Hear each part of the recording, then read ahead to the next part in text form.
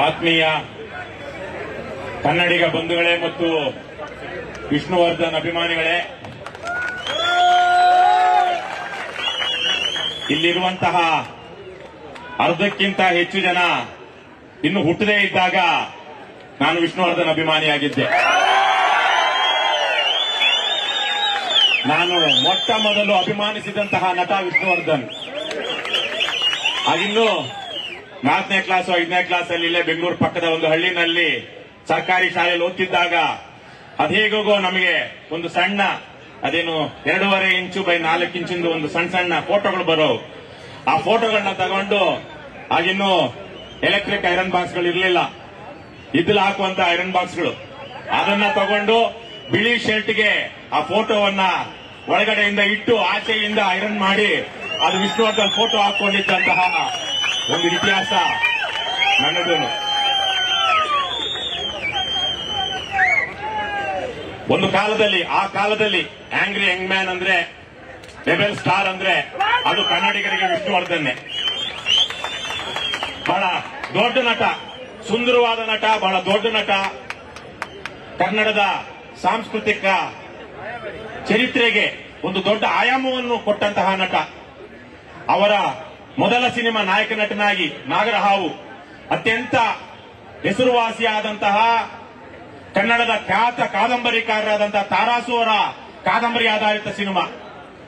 ಅದೇ ರೀತಿಯಲ್ಲಿ ಭೂತಯ್ಯನ ಮಗ ಅಯ್ಯು, ಅದನ್ನು ಸಹ ಸ್ವಾತಂತ್ರ್ಯ ಹೋರಾಟಗಾರ ಗೋರೂರು ರಾಮಸ್ವಾಮಿ ಅಯ್ಯಂಗಾರರ ಕಥೆ ಆಧಾರಿತ ಸಿನಿಮಾ. ಇವಕ್ಕೆಲ್ಲವನ್ನು ಅದರದೇ ಆದಂತಹ ಒಂದು ದೊಡ್ಡ ಸಾಂಸ್ಕೃತಿಕ ಆಯಾಮ ಮತ್ತು ಹಿನ್ನೆಲೆ ಇದೆ. ಅದೇ ರೀತಿಯಲ್ಲಿ ಸಿನಿಮಾ ನಟರು, ವಿಶೇಷವಾಗಿ ವಿಷ್ಣುವರ್ಧನ್ ರಂತಹ ನಟರು ನಟಿಸ್ತಾ ಇದ್ದಂತಹ ಸಿನಿಮಾಗಳ ಕಾರಣಕ್ಕಾಗಿ ಆವತ್ತಿನ ಕಾಲಕ್ಕೆ 16,000 ಜನಕ್ಕೆ ಉದ್ಯೋಗ ಸಿಗ್ತಾ ಇತ್ತು. ಇವೆಲ್ಲ ಆರ್ಥಿಕ ಮತ್ತು ಸಾಂಸ್ಕೃತಿಕ ಆಯಾಮಗಳಿರುವಂತಹ ರಂಗ ಸಿನಿಮಾ ರಂಗ. ಆದರೆ ದುರದೃಷ್ಟವಶಾತ್ ಇವತ್ತು ಅದು ಬೇರೆ ಬೇರೆ ರೀತಿಯಲ್ಲಿ ವಕ್ರವಾಗಿ ಹೋಗ್ಬಿಟ್ಟಿದೆ. ದುರದೃಷ್ಟದ ವಿಚಾರ, ಇವತ್ತು ಏನು ಅಭಿಮಾನಿಗಳು ಕನ್ನಡಿಗರು ಇಲ್ಲಿ ಸೇರಿದ್ದೀರಾ, ನೀವು ಕೇಳ್ತಾ ಇರುವಂತಹ ವಿಚಾರವೇ ದುರದೃಷ್ಟದ ವಿಚಾರ. ಮುಂದಿನ ವರ್ಷ ಈ ತರಹದ ಕಾರ್ಯಕ್ರಮ ಆಗಬಾರದು ಅನ್ನುವಂಥದ್ದು ನನ್ನ ಆಸೆ. ಅವರು ವೀರಕಪುತ್ರ ಶ್ರೀನಿವಾಸ್ ಹೇಳಿದ್ದಾರೆ 14 ವರ್ಷ ವನವಾಸ ಅಂತ. ವನವಾಸ ಮುಗಿಬೇಕು. ಇದು ಕೇವಲ ವಿಷ್ಣುವರ್ಧನ್ ಪುಣ್ಯಭೂಮಿ ಅಥವಾ ಅವರ ಅಂತ್ಯ ಸಂಸ್ಕಾರ ಆಗಿರುವಂತಹ ವಿಚಾರ, ಜಾಗದ ವಿಚಾರ ಅಲ್ಲ. ಹಲವಾರು ಆಯಾಮಗಳಿದೆ, ವಿಚಾರಗಳಿದೆ. ಆವತ್ತು ಅಂತ್ಯ ಸಂಸ್ಕಾರ ಮಾಡುವಂತಹ ಸಂದರ್ಭದಲ್ಲೇ ಸರ್ಕಾರಕ್ಕೆ ಗೊತ್ತಿತ್ತು, ಇದು ಸರ್ಕಾರ ಯಾವಾಗ ಬೇಕಾದ್ರೂ ಇದನ್ನ ಪಡೆಯಬಹುದು ಮತ್ತು ಇಲ್ಲೊಂದು ಸ್ಮಾರಕ ನಿರ್ಮಾಣ ಮಾಡೋದಕ್ಕೆ ಯಾವುದೇ ತರಹದ ಸಮಸ್ಯೆ ಇಲ್ಲ ಅಂತ ಆವತ್ತಿನ ಸರ್ಕಾರಕ್ಕೆ ಗೊತ್ತಿತ್ತು. ಇಲ್ಲೊಂದು ಕ್ಷಮೆ ಕೇಳ್ತೀನಿ ನಿಮ್ಮನ್ನ. ನಾವು ಕರ್ನಾಟಕ ರಾಷ್ಟ್ರ ಸಮಿತಿ ಪಕ್ಷದಿಂದ ಬಹಳ ದೊಡ್ಡ ದೊಡ್ಡ ಹೋರಾಟಗಳನ್ನ ಮಾಡ್ತಾ ಬರ್ತಾ ಇದ್ದೀವಿ. ನಮ್ಮ ಹೋರಾಟಗಳನ್ನ ನೋಡಿದಂತ ಜನ, ಸಾರ್ ನೀವು ವಿಷ್ಣು ಸೇನೆ ಸಿನಿಮಾದಲ್ಲಿ ಹೇಗಿದೆಯೋ ಆ ರೀತಿ ಹೋರಾಟ ಮಾಡ್ತಿದ್ದೀರಾ ಅಂತ ಹೇಳ್ತಾರೆ. ಯಾವ್ಯಾವ್ದೋ ಕಾರಣಗಳಿಂದ ನನಗೆ ಇಲ್ಲಿ ತನಕ ವಿಷ್ಣು ಸೇನೆ ಸಿನಿಮಾ ನೋಡೋದಕ್ಕಾಗಿಲ್ಲ. ಆದ್ರೆ ಬಹಳ ಬೇಗ ನಿನ್ನೆ ಎಲ್ಲ ನೋಡ್ತಾ ಇದ್ದೆ, ಯಾವಾಗಲಾರು ನೋಡ್ಬೇಕು ಅಂತ ಹೇಳಿ ಯೂಟ್ಯೂಬ್ ಅಲ್ಲಿ ಇದೆ, ನೋಡ್ತೀನಿ. ಭ್ರಷ್ಟಾಚಾರದ ವಿರುದ್ಧ ಬಹಳ ದೊಡ್ಡ ಬೇರೆ ತರಹದ ಹೋರಾಟ ವಿಷ್ಣು ಸೇನೆಯಲ್ಲಿ ಮಾಡಿದ್ದಾರೆ ಅಂತ ಬಹಳ. ಹಾಗಾಗಿ ಆ ಭ್ರಷ್ಟಾಚಾರದ ವಿಚಾರವನ್ನ ಇಟ್ಕೊಂಡು ಹೇಳೋದಾದ್ರೆ, ಇವತ್ತು ನಾವು ನಮ್ಮ ಸಮಾಜವನ್ನ ಒಂದು ಒಳ್ಳೆಯ ದಿಕ್ಕಿನಲ್ಲಿ ಆರ್ಥಿಕವಾಗಿ, ಸಾಮಾಜಿಕವಾಗಿ, ರಾಜಕೀಯವಾಗಿ, ನೈತಿಕವಾಗಿ ಎಲ್ಲವನ್ನೂ ಒಳ್ಳೆಯ ದಿಕ್ಕಿನಲ್ಲಿ ನಡೆಸೋದಿಕ್ಕೆ ಅಂತ ರಾಜಕೀಯ ನಾಯಕರನ್ನ ಸೃಷ್ಟಿಸ್ತಾ ಇದ್ದೀವಿ. ರಾಜಕೀಯ ನಾಯಕರುಗಳೇ ನಮ್ಮನ್ನ ಬಹುತೇಕವಾಗಿ ಒಳ್ಳೆಯ ದಿಕ್ಕಿನಲ್ಲಿ ನಡೆಸಬೇಕಾಗಿರೋದು. ಆದ್ರೆ ಕಳ್ಳರಿಗೆ, ಖದೀಮರಿಗೆ, ರಿಯಲ್ ಎಸ್ಟೇಟ್ನವರಿಗೆಲ್ಲ ರಿಯಲ್ ಎಸ್ಟೇಟ್ ಅದು ಅಕ್ರಮ ಮಾಡುವಂತ ರಿಯಲ್ ಎಸ್ಟೇಟ್ನವರಿಗೆಲ್ಲ ನಾವು MLA ಮಿನಿಸ್ಟರ್ ಮಾಡಿದ್ರೆ ವಿಷ್ಣುವರ್ಧನ್ ಪುಣ್ಯಭೂಮಿ ಸಿಗುತ್ತೇನ್ರಪ್ಪ? ಅದು ಸರ್ಕಾರದ ಆಸ್ತಿ. ಸರ್ಕಾರ ಒಂದು ರೀತಿಯಲ್ಲಿ ನೀವು ಸದ್ಬಳಕೆ ಮಾಡಿ ಅಂತ ಬಾಲಕೃಷ್ಣ ಅವರು ಬಹಳ ದೊಡ್ಡ ಕನಸುಗಾರ. ಆವತ್ತಿನ ಸಂದರ್ಭದಲ್ಲಿ ಒಂದು ದೊಡ್ಡ ಸ್ಟುಡಿಯೋ ಮಾಡಬೇಕು ಅಂತ ಕನಸಿಟ್ಟುಕೊಂಡಂತಹ ಬಹಳ ದೊಡ್ಡ ಕನಸುಗಾರ, ಮಹತ್ವಾಕಾಂಕ್ಷಿ ಬಾಲಕೃಷ್ಣ ಅವರು.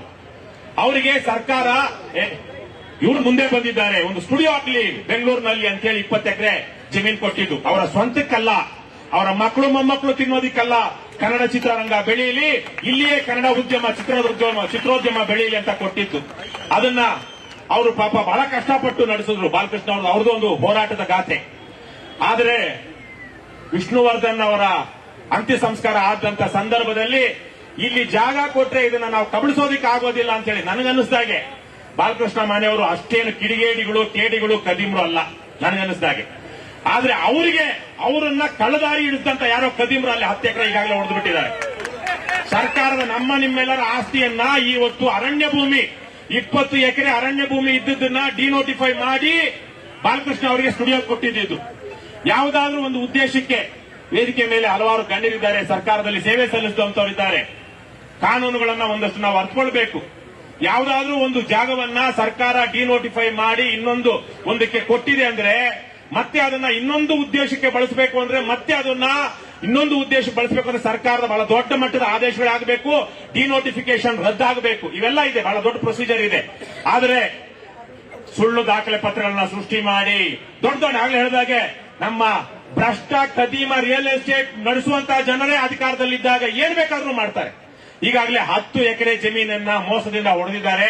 ಕೇಳ್ತಿರೋದೇ ಇದು ನಮ್ಮ ತಾಲೂಕಿನವರೇ ಆಗಿರುವಂತಹ ಮಂಜುನಾಥ್ ದೇವ ಹೇಳ್ತಾರೆ 10 ಗುಂಟೆ ಅಲ್ಲ 2 ಎಕರೆ ಬೇಕು ಮಿನಿಮಮ್ ಅಲ್ಲಿ ಬಂದಂತ ಜನ ಮುಂದಿನ ದಿನಗಳಲ್ಲಿ ಈಗಲೇ ಅಲ್ಲಿ ಬಿಡೋದಿಲ್ಲ ಅಂತ ಹೇಳ್ತಾರೆ. ನೂರಾರು ಜನ, ಸಾವಿರಾರು ಜನ ಪ್ರತಿ ದಿವಸ ಹೋಗಿ ವಿಷ್ಣುವರ್ಧನ್ ಅವರ ಸಮಾಧಿ ಹತ್ರ ಅಲ್ಲಿ ಹಾರ ಹಾಕಿ ಪೂಜೆ ಹಾಕಿ ಕೈ ಮುಗಿದು ಒಂದು 10 ನಿಮಿಷ 15 ನಿಮಿಷ ಅಲ್ಲಿ ಕುಳಿತು ಧ್ಯಾನ ಮಾಡಿ ಬರ್ತಿದ್ದಾರೆ. ಇವತ್ತು ಆಚೆ ಮಾಡ್ತಾರೋ ಅಲ್ಲೂ ಮಾಡ್ತಾರೋ, ಆದ್ರೆ ಮಾಡ್ತಿದ್ದಾರೆ. ಅಲ್ಲಿ ನಿಜವಾಗ್ಲೂ ಒಳ್ಳೆ ಸೌಲಭ್ಯ ಕೊಟ್ರೆ ಪ್ರತಿ ದಿವಸ ಕನಿಷ್ಠ 1,000 ಜನ ಪ್ರತಿನಿತ್ಯ ರಾಜ್ಯದ ಮೂಲೆ ಮೂಲೆಯಿಂದ ಬಂದು ಬರ್ತಾರೆ. ಆ 1,000 ಜನಕ್ಕೆ ಸೌಲಭ್ಯ ಕೊಡಬೇಕು ಅಂದ್ರೆ ಇಲ್ಲಿ ಕನಿಷ್ಠ 2 ಎಕರೆ ಜಾಗ ಬೇಕಾಗುತ್ತೆ. ಒಂದಷ್ಟು ಟಾಯ್ಲೆಟ್, ಅಲ್ಲೊಂದಷ್ಟು ಕ್ಯಾಂಟೀನು, ಕಾರುಗಳನ್ನ, ಟೂ ವೀಲರ್ಸ್ ನಿಲ್ಲಿಸೋದಕ್ಕೆ ಪಾರ್ಕಿಂಗ್, ಇವೆಲ್ಲವೂ 20 ಎಕರೆ ಅವರಿಗೆ ಬಾಲಕೃಷ್ಣ ಅವರಿಗೆ ಕೊಟ್ಟಿರುವಂತಹ ಕುಟುಂಬಕ್ಕಲ್ಲ, ಬಾಲಕೃಷ್ಣ ಅವರು ಸ್ಟುಡಿಯೋ ಮಾಡೋದಕ್ಕೆ ಕೊಟ್ಟಿರುವಂತಹ ಜಾಗದಲ್ಲಿ 10% ಜಾಗವನ್ನ ವಿಷ್ಣುವರ್ಧನ್ ಅವರ ಸಮಾಧಿ ಅಥವಾ ಪುಣ್ಯಭೂಮಿ ಅಂತ ಹೇಳಿ ಹೇಳ್ತಿದ್ರೆ ಅದಕ್ಕೆ ಬಿಡುಗಡೆ ಮಾಡಿದ್ರಾಯ್ತು. ಇಲ್ಲಿ ತುಂಬಾ ಮಟ್ಟದಲ್ಲಿ ಅನ್ಯಾಯ ಆಗಿರೋದು ರಾಜ್ಯದ ಜನತೆಗೆ, ಕೇವಲ ವಿಷ್ಣುವರ್ಧನ್ ಅಭಿಮಾನಿಗಳಿಗಲ್ಲ. ಬೇರೆ ಬೇರೆ ಸಂದರ್ಭಗಳಲ್ಲಿ ವಿಷ್ಣುವರ್ಧನ್ ಅವರ ಸಿನಿಮಾಗಳನ್ನ ನೋಡಿ ನನಗೂ ಗೊತ್ತಿದೆ. ನನ್ನ ತಾಯಿ ಜೊತೆ ನಾನು ನಡ್ಕೊಂಡು ಹೋಗಿ ಒಂದು ಟೆಂಟ್ ಅಲ್ಲಿ ದೇವ ಸಿನಿಮಾ ನೋಡ್ಕೊಂಡು ಬಂದಿದ್ದೀನಿ. ದೇವ ಸಿನಿಮಾದಲ್ಲಿ ಅದೊಂದು ಅಣ್ಣ ತಮ್ಮಂದ್ರ ಬಾಂಧವ್ಯ ನಮ್ಮ ಈಗಿದೆ ಬಿಡಿ, ಹೊಡಿ ಮಗ ಬಿಡಬೇಡ ಅವನ್ನ ಅಷ್ಟೇ. ಅವು ಹಿಂದಿನ ಸಿನಿಮಾಗಳು, ಅಣ್ಣ ಅವ್ರ ಸಿನಿಮಾಗಳು, ವಿಷ್ಣುವರ್ಧನ್ ಅವರ ಸಿನಿಮಾಗಳು ನಮಗೆ ನೀತಿ ಪಾಠಗಳನ್ನ ಹೇಳ್ತಾ ಇದ್ವು. ಪ್ರತಿ ಸಿನಿಮಾ ಕೊನೆಯಲ್ಲಿ ನಾವು ಎದ್ದು ಬರೋವಾಗ 30 ವರ್ಷಗಳ ಹಿಂದೆ ಸಿನಿಮಾ ನೋಡ್ತಿದ್ದಂತ ಚಿಕ್ಕ ಮಕ್ಕಳು ದೊಡ್ಡವರು ಈ ಸಿನಿಮಾದಲ್ಲಿ ಏನು ನೀತಿ ಪಾಠ ಇದೆ ಅಂತ ನೋಡ್ತಾ ಇದ್ರು. ಇವತ್ತು ನೀತಿ ಪಾಠ ಹೇಳ್ತಿದ್ಯಾ? ಮಾಡಬಾರ್ದು, ಅಲ್ಕಾ ಕೆಲಸ ಮಾಡು, ಚೆನ್ನಾಗಿರು. ಏನು ಒಬ್ಬೊಬ್ಬನೇ 100,000 ಜನ ನೋಡ್ದಾಕ್ಬಿಡ್ತಾನೆ. ನಮಗೆ ಮಿಲಿಟರಿನೇ ಬೇಕಾಗಿಲ್ಲ ಭಾರತ ದೇಶಕ್ಕೆ. ಈ ಸಿನಿಮಾ ಹೀರೋಗಳು, ಇವತ್ತಿರೋ ಹೀರೋಗಳನ್ನ ನಾವು ಜನರಲ್ ಮಾಡ್ಬಿಟ್ಟು ಒಬ್ಬರಿಗೆ ಬಿಟ್ಕೊಡ್ಬೋದು. ಮಿಲಿಟರಿ, ಪೊಲೀಸ್ ಏನು ಬೇಕಾಗಿಲ್ಲ, ಯಾಕಂದ್ರೆ ಕಣ್ಣಲ್ಲೇ ಸುಟ್ಟಾಕ್ಬಿಡ್ತಾರಪ್ಪ ಇವತ್ತಿರೋರಂತೂ. ಹಿಂದೆ ನೀತಿ ಪಾಠಗಳು ಇರ್ತಿತ್ತು ಒಂದು ಸಿನಿಮಾದಲ್ಲಿ. ಅಣ್ಣ ತಮ್ಮಂದಿರ ಬಾಂಧವ್ಯ, ಅಕ್ಕ ತಮ್ಮ ಅಣ್ಣ ತಂಗಿ, ಅಪ್ಪ ಮಗ, ಎಂತೆಂತ ಬಾಂಧವ್ಯಗಳನ್ನ ಪಾಠಗಳು ಹೇಳ್ತಾ ಇದ್ವು. ಅದಕ್ಕೇನೆ ಒಂದು ಸಾಂಸ್ಕೃತಿಕ ಲೋಕ ಅನ್ನುವಂಥದ್ದು ಸಿನಿಮಾನ ಅದಕ್ಕೇನೆ. ಅವು ಅದರ ಮೂಲಕ ಒಂದು ಸಂಸ್ಕೃತಿಯನ್ನ ಕಟ್ಟಿಕೊಡ್ತಾವೆ ಅಂತ. ಹಾಗಾಗಿ ಅಂತಹ ಒಂದು ಸಂಸ್ಕೃತಿಯನ್ನ ಕನ್ನಡದಲ್ಲಿ ನಮ್ಮ ಹಿಂದಿನ ಪರಂಪರೆಯ ಸಿನಿಮಾ ನಟರು, ನಿರ್ದೇಶಕರು ಕಟ್ಟಿಕೊಟ್ರು. ಹಾಗಾಗಿ ಅದರ ನೆನಪಿನಲ್ಲಿ ನಾವಿವತ್ತು ಸ್ಮಾರಕಗಳನ್ನ ನಿರ್ಮಾಣ ಮಾಡಬೇಕಾಗಿದೆ. ದಯವಿಟ್ಟು ಈ ಸಂದರ್ಭದಲ್ಲಿ ನಾನು ರಾಜ್ಯ ಸರ್ಕಾರವನ್ನು ಆಗ್ರಹಿಸ್ತೀನಿ, ನಿಮಗೆ ಚಿಟಿಕೆ ಹೊಡೆಯುವಷ್ಟು ಕೆಲಸ. ನೀವು ಇಲ್ಲಿ ಬೇರೆ ಬೇರೆ ಪಕ್ಷದವರು ಇದ್ದೀರಾ, ಬೇರೆ ಬೇರೆ ಸಂಘಟನೆಗಳು ಸೇರಿದವರು ಇದ್ದೀರಾ. ಆದ್ರೆ ನಿಮ್ಗೆಲ್ರಿಗೂ ಗೊತ್ತಿರಲಿ, ಸರ್ಕಾರ ಮನಸ್ಸು ಮಾಡಿದ್ರೆ ಅದಕ್ಕೆ ಚಿಟಿಕೆ ಹೊಡೆಯುವಷ್ಟು ಕೆಲಸ ಅಷ್ಟೇ ಇದು. ಯಾವುದೇ ಈಗ ಹಾರ್ನಹಳ್ಳಿ ಹೊರಟ್ರವರು ಅವರು ಎಜಿ ಆಗಿದ್ರು ಅನ್ಸುತ್ತೆ ಅಲ್ವಾ ಸರ್, ಅಡ್ವೊಕೇಟ್ ಜನರಲ್ ಆಗಿದ್ರು. ಸರ್ಕಾರ ಯಾವುದೇ ಒಂದು ಕೇಸು ಕೋರ್ಟ್ ಅಲ್ಲಿ ಇದ್ದಾಗ, ಹೈಕೋರ್ಟ್ ಅಲ್ಲಿ ಇದೆ ಅಂದಾಗ ಅಡ್ವೊಕೇಟ್ ಜನರಲ್ ಹೋಗಿ ಅಲ್ಲಿ ನಿಂತ್ಕೊಂಡ್ರೆ ಸಾಕು. ಅಲ್ಲಿ ನಮ್ಮ ಹೈಕೋರ್ಟ್ ನ ಚೀಫ್ ಜಸ್ಟಿಸ್ ಕೂಡ ಇದು ಬಹಳ ಗಂಭೀರವಾದ ವಿಚಾರ ಅಂತ ಹೇಳಿ ಗಮನಿಸ್ತಾರೆ. ಆದ್ರೆ ಇವರು ಇಂಥ ವಿಚಾರಗಳಿಗೆ ಕಳಿಸೋದು ಕಾಂಜಿ ಪಿಂಜಿ ಲಾಯರ್ಗಳನ್ನ, ಸರ್ಕಾರದಲ್ಲಿರುವ ಕಾಂಜಿ ಪಿಂಜಿ ಲಾಯರ್ಗಳನ್ನ. ಅವರು ಜಡ್ಜ್ಗೂ ಗೊತ್ತಿರೋದಿಲ್ಲ, ಯಾರಿಗೂ ಗೊತ್ತಿರೋದಿಲ್ಲ. ಈಗ ಸರ್ಕಾರ ಯಾವುದೋ ಒಂದು ಆದೇಶ ಮಾಡುತ್ತೆ ಅಂತ ಅದರ ವಿರುದ್ಧವಾಗಿ ಬಾಲಕೃಷ್ಣ ಅವ್ರ ಫ್ಯಾಮಿಲಿನ ಯಾರೋ ಕೋರ್ಟ್ ಹೋಗ್ತಾರೆ. ನಮ್ಮ ಕರ್ನಾಟಕದ ಅಡ್ವೊಕೇಟ್ ಜನರಲ್ ಕೋರ್ಟ್ ಅಲ್ಲಿ, ಆ ಹೈಕೋರ್ಟ್ ಅಲ್ಲಿ ಆ ಪ್ರಕರಣ ವಿಚಾರಣೆಗೆ ಬಂದಾಗ ಅಡ್ವೊಕೇಟ್ ಜನರಲ್ ಹೋಗಿ ಸರ್ಕಾರ ಇಂತಿಂತ ಕಾರಣಗಳಿಗಾಗಿ ಕಾನೂನು ಅಥವಾ ಈ ಆದೇಶವನ್ನ ಮಾಡಿದೆ, ಇವರಿಗೆ ಯಾರು ದೂರುದಾರರಿದ್ದಾರೆ ಅವರ ದೂರನ್ನ ಪರಿಗಣಿಸಬಾರದು, ಯಾಕೆಂದ್ರೆ ಇದು ಸಮಾಜ ಹಿತದೃಷ್ಟಿಯಿಂದ ಇದೆ, ಸರ್ಕಾರ ಅದನ್ನ ಗಮನಿಸಿ ಮಾಡಿದೆ ಅಂದ್ರೆ ಯಾವ ಹೈಕೋರ್ಟ್ ಸ್ಟೇ ಕೊಡೋದಿಲ್ಲ ಮತ್ತು ಅದನ್ನ ಕ್ಯಾನ್ಸಲ್ ಮಾಡೋದಿಲ್ಲ. ಅದನ್ನ ಯಾವ ಪಕ್ಷಗಳಾದ್ರೂ ಇರಲಿ, ಇವರು ಯಾರು ಕಳೆದ 14 ವರ್ಷಗಳಿಂದ ಚಿತ್ತಶುದ್ಧಿ ಅಂತ ಏನ್ ಹೇಳ್ತಾರೆ, ಪ್ರಾಮಾಣಿಕತೆಯಿಂದ ವಿಷ್ಣುವರ್ಧನ್ ಅವರ ಸಮಾಧಿ ಆಗಿರುವಂತಹ ಸ್ಥಳದಲ್ಲಿ 2 ಎಕರೆ ಕೇವಲ 2 ಎಕರೆ ಜಾಗ ಕೊಡೋದಕ್ಕೆ ಮನಸ್ಸು ಮಾಡಿಲ್ಲ. ಹಾಗಾಗಿ ಸರ್ಕಾರವನ್ನ ಇವತ್ತಿರುವಂತಹ ಸರ್ಕಾರವನ್ನ ನಾನು ಆಗ್ರಹಿಸ್ತೀನಿ. ಅದೇ ಕಾರಣದಿಂದ ಕರ್ನಾಟಕ ರಾಷ್ಟ್ರ ಸಮಿತಿ ಪಕ್ಷದಲ್ಲೂ ಅದಕ್ಕೆ ಬೆಂಬಲವನ್ನ ನಿಮ್ಮ ಈ ಹೋರಾಟಕ್ಕೆ ಬೆಂಬಲವನ್ನು ಕೊಡ್ತಾ ಇದ್ದೀವಿ. ಚಿಟಿಕೆ ಹೊಡೆಯುವಷ್ಟು ಕೆಲಸ ಸ್ವಾಮಿ. ಅಲ್ಲಿ ಒಂದು ಸುಂದರವಾದ ಒಂದು ಸ್ಥಳ ಆಗುತ್ತೆ, ಪುಣ್ಯಭೂಮಿ ಆಗುತ್ತೆ. ರಾಜ್ಯದ ದಶದಿಕ್ಕುಗಳಿಂದ ಅಲ್ಲಿಗೆ ಜನ ಬರ್ತಾರೆ, ಒಂದಷ್ಟು ಆರ್ಥಿಕ ಚಟುವಟಿಕೆ ಆಗುತ್ತೆ. 100 ಜನ ಅಲ್ಲಿರುವಂತವ್ರು ಆಟೋ ಡ್ರೈವರ್ಗಳಿಗೆ, ಟ್ಯಾಕ್ಸಿ ಅವರಿಗೆ ಕೆಲಸ ಸಿಗುತ್ತೆ. ಒಂದು 10-20 ಜನ ಅಲ್ಲಿ ಏನಾದ್ರು ಅಡಿಗೆ ಮಾಡುವಂತವ್ರು ಇಟ್ಕೊಂಡ್ರೆ ಒಂದು ಕ್ಯಾಂಟೀನ್ ಆಗುತ್ತೆ. 1000 ಜನ ಅಲ್ಲಿ ಬಂದು ಯಾವುದೋ ಒಂದು ಆತ್ಮತೃಪ್ತಿ. ವಿಷ್ಣುವರ್ಧನ್ ಯಾವುದೋ ಸಿನಿಮಾವನ್ನ ನೋಡಿ ಅದರಿಂದ ಪ್ರೇರೇಪಿತರಾಗಿ ಜೀವನದಲ್ಲಿ ಒಂದಷ್ಟು ಸದಭಿಪ್ರಾಯವನ್ನ, ಸದ್ಗುಣಗಳನ್ನ ಕಲ್ತಿರುವಂತಹ ಜನ ಅಲ್ಲಿಗೆ ಬರ್ತಾರೆ, ಕೈ ಮುಗಿತಾರೆ. ಹಾಗಾಗಿ ಅಂತ ಒಂದು ಅವಕಾಶವನ್ನ ಮಾಡಿಕೊಡುವಂತದ್ದು ರಾಜ್ಯ ಸರ್ಕಾರದ ಕರ್ತವ್ಯ. ಅಲ್ಲೇನೋ ನಾವು ಕಾಂಪ್ಲೆಕ್ಸ್ ಕಟ್ಟಿ ಅಂತ ಕೇಳ್ತಾ ಇಲ್ಲ, ಇನ್ನೇನೋ ಮಾಡಿ ಅಂತ ಕೇಳ್ತಾ ಇಲ್ಲ. ಅಲ್ಲೇನ್ ಜಾಗ ಇದೆ ಅದನ್ನ ಅಷ್ಟು ಬಿಡಿಸ್ಕೊಡಿ. ಸರ್ಕಾರಕ್ಕೆ ಯಾವ ಸಮಸ್ಯೆನೂ ಇಲ್ಲ, ಅದಕ್ಕಿರುವಂತದ್ದು ಚಿತ್ತಶುದ್ಧಿಯ ಕೊರತೆ ಅಷ್ಟೇ. ಅವ್ರಿಗೆ ಬೇಕಾಗಿದ್ದಲ್ಲ. ಯಾರ್ಯಾರೋ ಮೊನ್ನೆ ಇತ್ತೀಚೆಗೆ ಒಂದು ಪ್ರಕರಣ ಆಯ್ತು. 1 ಗಂಟೆಗೆ 10 ಲಕ್ಷ 20 ಲಕ್ಷ ತೆಗೆದುಕೊಳ್ಳುವಂತ ಅಡ್ವೊಕೇಟ್ಗಳು ನಮ್ಮ ಹೈಕೋರ್ಟ್ಗೆ ಬಂದು ಆ ಪ್ರಕರಣದಲ್ಲಿ ಅವ್ರ ಪರವಾಗಿ ನಿಂತ್ಕೊಂಡು ವಾದ ಮಾಡಿದ್ರು. 1 ಗಂಟೆಗೆ 10 ಲಕ್ಷ 20 ಲಕ್ಷ ಅವರ ಫೀಸು. ಇಂತಹ ಪ್ರಕರಣದಲ್ಲಿ ಸರ್ಕಾರ ಮನಸ್ಸು ಮಾಡಿದ್ರೆ ಸರ್ಕಾರಕ್ಕೇನು ಸಮಸ್ಯೆ ಇಲ್ಲ. ಹಾಗಾಗಿ ಸರ್ಕಾರ ಕೋರ್ಟಿಂದೋ ಇನ್ನೊಂದೋ ಯಾವ್ದಾವ್ದೋ ತರಳೆ ವಿಚಾರಗಳನ್ನ, ಶುದ್ಧ ತರಳೆಗಳು, ಅಯೋಗ್ಯರು, ಇಂತಹ ವಿಚಾರಗಳನ್ನ ಬಿಟ್ಟು 14 ವರ್ಷದ ವನವಾಸ ಏನಿದೆ, ಸೀತಾಮಾತೆಗೆ ರಾಮನಿಗೆ ಇದ್ದಂತ ವನವಾಸ, ಆ 14 ವರ್ಷಗಳ ವನವಾಸ ವಿಷ್ಣುವರ್ಧನರ ಪುಣ್ಯಭೂಮಿಗೆ ಅದು ಮುಗಿಯಲಿ, ಅದು ವಿಮೋಚನೆಗೊಳ್ಳಲಿ. ಅದು ಜನರ ಆಸ್ತಿ, ಜನರ ಸ್ಥಳ, ಅದು ಜನರಿಗೆ ದಕ್ಕಲಿ ಅಂತ ಕೇಳ್ಕೊಳ್ತಾ, ಹಾಗೇನೆ ವೀರಕಪುತ್ರ ಶ್ರೀನಿವಾಸು ನಾನು ಕಂಡಂತಹ ವಿಷ್ಣುವರ್ಧನ್ ಅಭಿಮಾನಿಗಳಲ್ಲಿ ಅತ್ಯಂತ ಅತ್ಯುಗ್ರ ಅಭಿಮಾನಿ. ಅಷ್ಟೇ ಪ್ರಾಮಾಣಿಕವಾಗಿ ಅದ್ರ ಬಗ್ಗೆ, ವಿಚಾರದ ಬಗ್ಗೆ, ವಿಷಯದ ಬಗ್ಗೆ, ವಿಷ್ಣುವರ್ಧನರ ಬಗ್ಗೆ ಆರಾಧಿಸುವಂತ ಅಭಿಮಾನಿ ಅದೇ ರೀತಿಯಲ್ಲಿ ಹಲವಾರು ಜನ ಇದ್ದಾರೆ. ಒಬ್ರು ಇವನು ದೊಡ್ಡ ಅಭಿಮಾನಿ ಅಂತ ಹೇಳೋದಕ್ಕೆ ಆಗೋದಿಲ್ಲ ಯಾರಿಗೆ ಆಗ್ಲಿ. ಹಾಗಾಗಿ ಎಲ್ಲರೂ ಅವ್ರವ್ರದೇ ರೀತಿಯಲ್ಲಿ ಅಭಿಮಾನಿಗಳು. ಬಹಳ ದೊಡ್ಡ ಕೆಲಸ ಮಾಡ್ತಾ ಇದ್ದೀರಾ, ಬಹಳ ಅದು ಹೋರಾಟಗಳನ್ನ ಮಾಡ್ತಾ ಇದ್ದೀರಾ. ಈ ಪರಿಸ್ಥಿತಿ ಬರಬಾರ್ದಿತ್ತು. ಅವರ ಕುಟುಂಬದವರು ಪಾಪ, ನಾನು ಅವ್ರ ಬಗ್ಗೆ ಅವರಿಗೆ ಅವ್ರು ಎಷ್ಟಂತ ಹೋರಾಡ್ತಾರೆ. ಇದು ಸಮಾಜ ಕೊಡಬೇಕಾಗಿರುವಂತಹ ಮಾಡಬೇಕಾಗಿರುವಂತಹ ಕೆಲಸ, ಕುಟುಂಬದವರು ಹೋರಾಡುವಂತದ್ದಲ್ಲ ಇದು. ಹಾಗಾಗಿನೇ ನೀವು ಈ ವಿಚಾರವನ್ನ ಕೇಳ್ತಿರುವಂತಹದ್ದು. ಹಾಗಾಗಿ ಬಾಯ್ ಬಿಟ್ಟು ಕುಟುಂಬದವರು ಕೇಳ್ತಾರೆ ಅಂದ್ರೆ ಎಂತ ದುರ್ಗತಿ ಬಂದಿದೆ ಅಂತ ಆಗುತ್ತೆ. ಹಾಗಾಗಿ ಕುಟುಂಬದವರ ಮೇಲೆ ನಾವು ಯಾವುದೇ ಒತ್ತಡವನ್ನ ಹೇರಬಾರದು.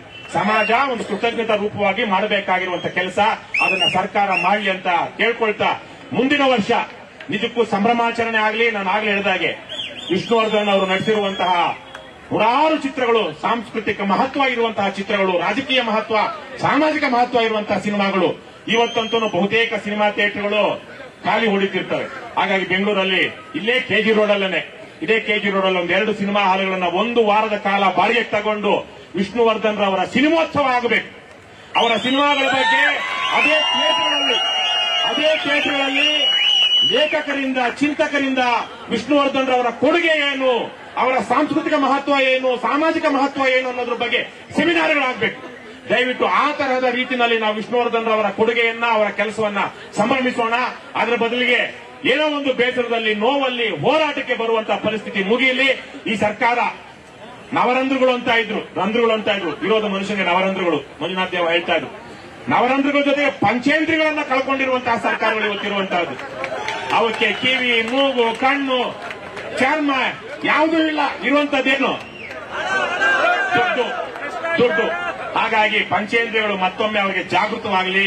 ನಾಚಿಕೆ, ಮಾನ, ಮರ್ಯಾದೆ, ಜವಾಬ್ದಾರಿ ಅನ್ನೋದು ಬರಲಿ.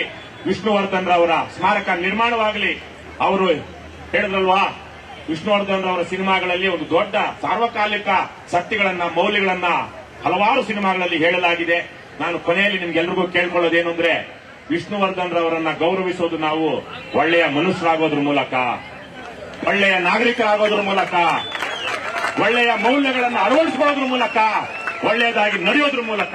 ಅದನ್ನ ಮಾಡಿದ್ರೆ ನಿಜಕ್ಕೂ ನಾವು ಪ್ರಾಮಾಣಿಕವಾದ ಅಭಿಮಾನಿಗಳಾಗ್ತೀವಿ. ಹಾಗಂತೇಳಿ ಅನ್ಯಾಯವನ್ನ ಪ್ರತಿಭಟಿಸದೆ ಕೂತ್ರೆ ಅದನ್ನು ಸಹ ನಾವು ಮಾಡುವಂತ ದ್ರೋಹ ಆಗುತ್ತೆ. ಅನ್ಯಾಯವನ್ನ ಪ್ರತಿಭಟಿಸ್ತಾ, ನ್ಯಾಯವನ್ನ ದಕ್ಕಿಸಿಕೊಳ್ತಾ, ಮುಂದಿನ ದಿನಗಳಲ್ಲಿ, ಮುಂದಿನ ವರ್ಷ ಈ ವನವಾಸ ಕೊನೆಯಾಗಿ ಒಂದು ಸಂಭ್ರಮಾಚರಣೆ, ಸಿನಿಮೋತ್ಸವ ಆಗಲಿ. ಆ ಮೂಲಕ ನೀವೆಲ್ಲರೂ ಮತ್ತೆ ಇನ್ನೊಂದು ಹಲವಾರು ಸಲ, ಪ್ರತಿ ವರ್ಷಕ್ಕೆ 2 ಸಲ 3 ಸಲ ಅಂತಹ ಸಮಾರಂಭಗಳಲ್ಲಿ ಸೇರಿಕೊಳ್ತಾ, ಸಂಭ್ರಮಿಸ್ತಾ, ನೀವೆಲ್ಲರೂ ಜೊತೆಯಾಗಿ ಸಂತೋಷದಿಂದ ದಿನಗಳನ್ನ ಕಳೀರಿ ಅಂತ ಕೇಳ್ಕೊಳ್ತಾ, ಸಾಹಸ ಸಿಂಹ ವಿಷ್ಣುವರ್ಧನ್ ಅವರಿಗೆ ಪುಣ್ಯಭೂಮಿ ಸ್ಮಾರಕ ಸ್ಥಳದಲ್ಲಿ ಆಗಲೇಬೇಕು. ಎಲ್ರಿಗೂ ನಮಸ್ಕಾರ. ಜೈ ಹಿಂದ್, ಜೈ ಕರ್ನಾಟಕ.